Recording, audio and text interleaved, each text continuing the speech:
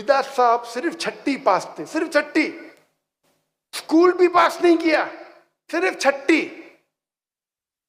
उनकी माशरी हालत इतनी कमजोर थी कि बचपन से उन्हें काम करने लगा। वो इंडिया से, सूरत से, मुझे पता है कई मुसलमान यहाँ मेमन कौम गुजरात से है, तो शेख दीदार से तटकेश्वर से, गुजरात से थे, तटकेश्वर। वो छोटी उम्र में हिजरत करते हैं टू साउथ अफ्रीका और वहां नौकरी करते हैं as a salesman in a furniture shop. Furniture की दुकान में सेल्समैन और ड्राइवर की नौकरी करते। लगातार रोज उन्हें क्रिश्चियन मिशनरी परेशान करते थे, कुरान में ये गलती है, तुम्हारा मजहब इतना बेकार है, तुम्हारा अल्लाह सुब्हानहू व तआला नऊज़ बिल्लाह, हर रोज।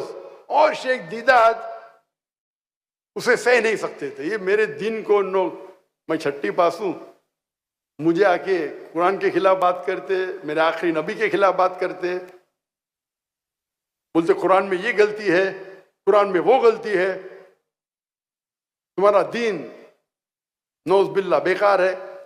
तो दीदार साहब को गोल, मैं किसी ना किसी तरीके से ये क्रिश्चियन मिशनरी का जवाब तो दूंगा। छठी पास, अभी ये लोग सब बैचलर्स, मास्टर्स, पीएचडी, और शेख दीदार छठी पास, हिंदुस्तान से आके साउथ अफ्रीका में।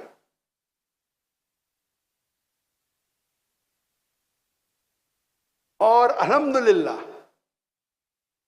अल्लाह की मदद से उनको एक किताब मिली, इज़ारुल हक, जो रहमतुल्लाह करानवी ने लिखी थी, जो पादरी फेंडर के खिलाफ लिखी थी।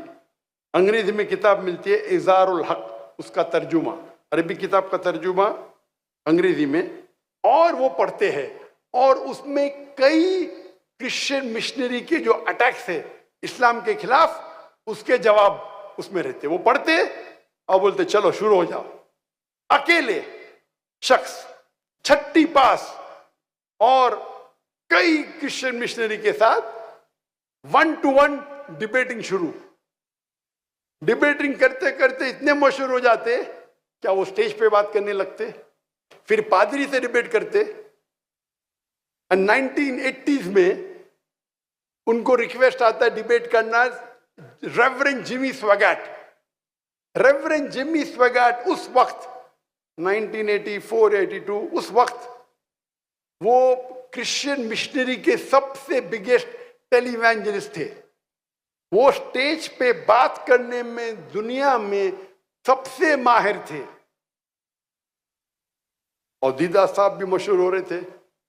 और इस डिबेट के पहले वो आते पाकिस्तान में, डिबेट के चंद महीने पहले वो आते पाकिस्तान में। पाकिस्तान में भी मजमा माशाअल्लाह हजारों का था। उस मजमे में दीदार साहब के फैन कहते हैं, Sheikh Deedat, I request you not to debate with reverend Jimmy स्वैगट।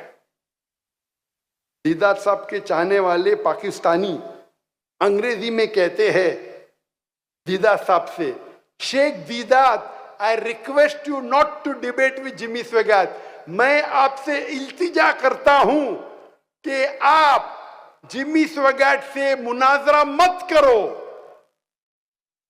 वरना ही विल चू you and spit you aside. वो आपको चबाएगा और थूक देगा।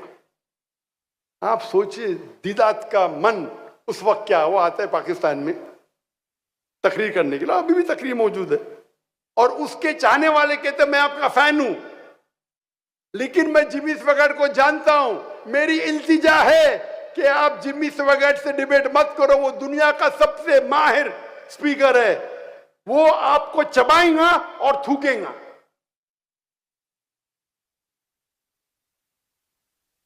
दीदार साहब जवाब देते कि अल्लाह मेरे साथ है। छठी पास, एक छठी पास करने वाला इंसान, उसके चाहने वाला बोल रहे आपको चबा के थूकेगा, उसके दिल पे क्या बीतती होगी सोचो। मजमा इतना बड़ा। मैं उस पाकिस्तानी को दोषी नहीं ठहरा रहा हूं, उसने दीदा साहब की मोहब्बत में कहा, लेकिन उसको पता नहीं।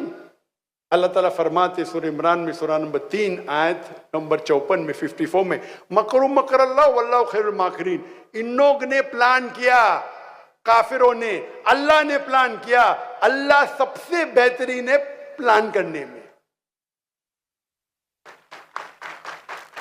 दीदा साहब जाते लुइसियाना और डिबेट अभी भी मौजूद है, और वहां डिबेट करते, उसका टॉपिक होता है is the Bible God's word, क्या बाइबल खुदा का कलाम है। और उसके शहर में, जिमी स्वैगर्ट के शहर में, उसके मजमे में उसके साथ मुनाजरा करते हैं और उसे शिकस्त देते हैं, अल्हम्दुलिल्लाह।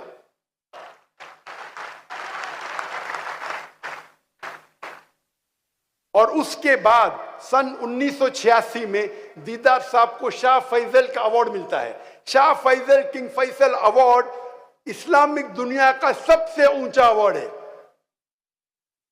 सन 1986 में शेख दीदात को शाह फैसल अवार्ड मिलता है, और उसके बाद शेख दीदात की जो शोहरत है वो दुनिया में और फैलती है।